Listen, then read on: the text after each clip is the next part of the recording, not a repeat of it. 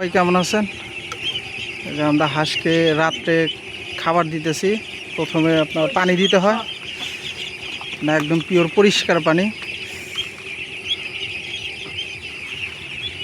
হাঁসকে কখনো আপনার ভ্যাকসিনের আগে খাল বিল নদী নালার পানি খাওয়াবেন না, কারণ ওইগুলোতে প্রচুর পরিমাণ ব্যাকটেরিয়া ভাইরাস থাকে। টিউবওয়েলের পানি খাওয়াবেন বা মোটরের পানি খাওয়াবেন, যেগুলো বিশুদ্ধ পানি, ওইগুলো হাঁসকে খাওয়াবেন। দেখেন আমাদের হাঁস প্রচুর পরিমাণ চঞ্চল আছে। এখন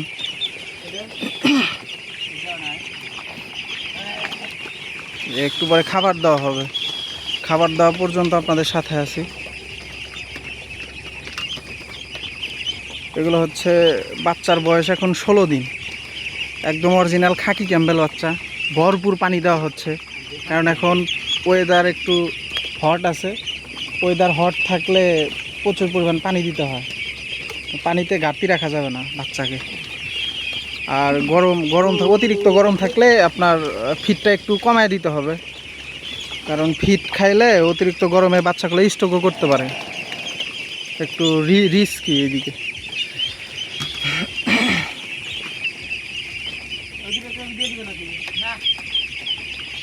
হ্যাঁ, খাবার নিয়ে আসো।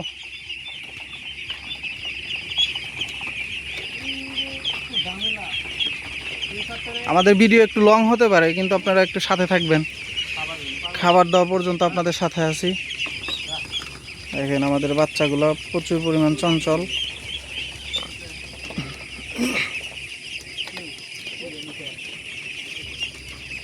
বাচ্চা সব লাইন ধরেছে, ভাবতেছে ওই সাইডে খাবার আছে, বা আরেকজন ভাবতেছে এই সাইডে খাবার আছে। বাচ্চাগুলো ঘুরতেছে। এখন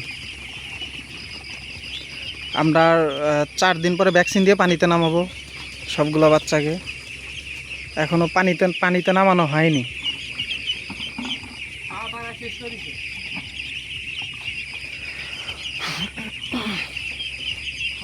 আমাদের মোটরের ব্যবস্থা আছে, ওই যে ওই পাশে পাইপ আছে, ওই পাইপ দিয়ে আমরা হচ্ছে পানি দিই, বা বালতির ভিতরে পানি নিয়ে আসি। আমরা একদম বিশুদ্ধ পানি খিলাইতেছে এখন। আর 15 দিন পর্যন্ত আমরা ঔষধ দিয়ে পানি দিয়ে মিক্স করে খিলাইতাম। এখন ওষুধ শেষ হয়ে গেছে, এখন আর খিলানো লাগবে না। ভ্যাকসিন যখন পানিতে নামাবো শুধু ভ্যাকসিনটাই দেবো। আপনার ডাক প্লে ভ্যাকসিন আছে, ওইটা ভ্যাকসিন দেওয়ার পরে পানিতে নামাবো সবগুলাকেই। দেখেন হাঁস রাউন্ড দিতেছে, ভাবতেছে ওই সাইডে খাবার আছে, ও ভাবতেছে এই সাইডে খাবার আছে। খাবার নিয়ে আসো।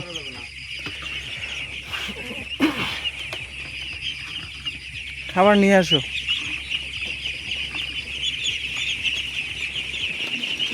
পাগল হয়ে গেছে সব খাবারের জন্য।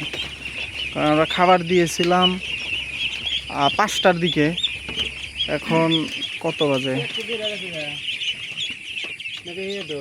না, ওই বাচ্চার সমস্যা আছে। এটা ঠিক হয়ে গেছে, দৌড় পারতেছে মোটামুটি, কাল পরশু ঠিক হয়ে যাবে। এই আমাদের একটা বাচ্চার প্যারালাইসিস হয়েছিল, এটাকে আমরা পর্যাপ্ত পরিমাণ ওষুধ এবং সেবা যত্নের কারণে এটা এখন ঠিক হয়ে গেছে।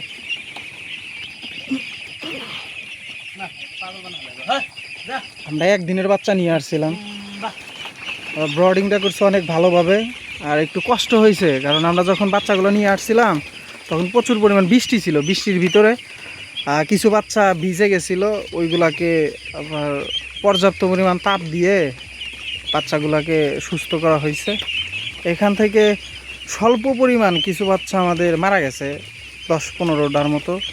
কারণ যখন নিয়ে আসছিলাম ওয়েদার একদম খারাপ ছিল, কোনোভাবে বাচ্চাগুলোকে রাখতে পারি নাই। আর সবগুলো বাচ্চা দেখেন খাওয়ার জন্য সবাই পাগল হয়ে গেছে। আপনারা যারা নতুন ফার্ম দিবেন, যারা নতুন uদ্যোক্তা, তারা ভয় পাবেন না, ফার্ম দিতে কখনো ভয় পাবেন না। আশেপাশের অনেক মানুষ আছে, আপনাদের অনেকভাবে তিরস্কার করবে, বাজে মন্তব্য করবে, যে পড়াশোনা শেষ করে তোমরা হাঁসের গু ফালাবা, এটা ফালাবো ওইটা ফালাবো, ওইগুলো আপনারা কিছু মনে করবেন না। দেখেন মানে পাগল হয়ে গেছে, সোজা কথা পাগল হয়ে যাচ্ছে। কি পরিমাণ অবস্থা কি! এইগুলো দেখতে খুবই ভালো লাগে। ওরা খায় কিন্তু আমাদের ভালো লাগে প্রচুর পরিমাণ। ওরাই আমাদের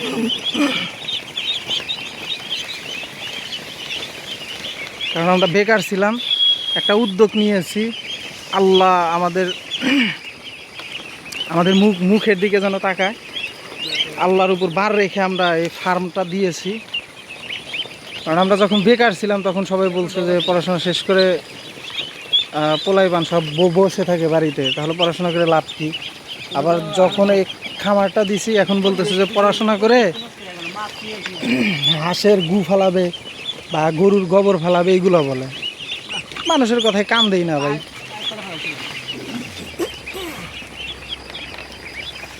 এই ছিল আজকের ভিডিও।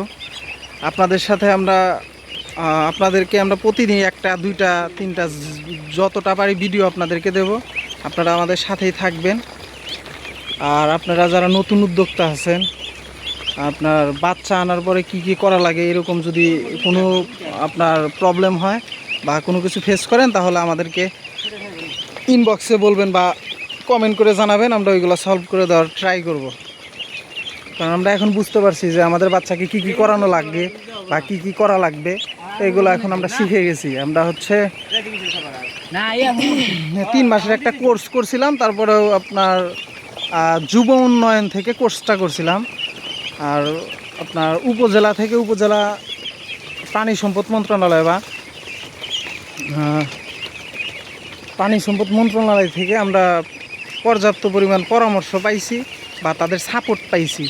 ঠিক আছে, হাঁসের খামার দেওয়ার আগে আপনারা একটা করে ট্রেনিং নেবেন। তখন যুব উন্নয়ন থেকে এই ট্রেনিংগুলো দেওয়া হয়, জেলা পর্যায়ে থাকে এইগুলা।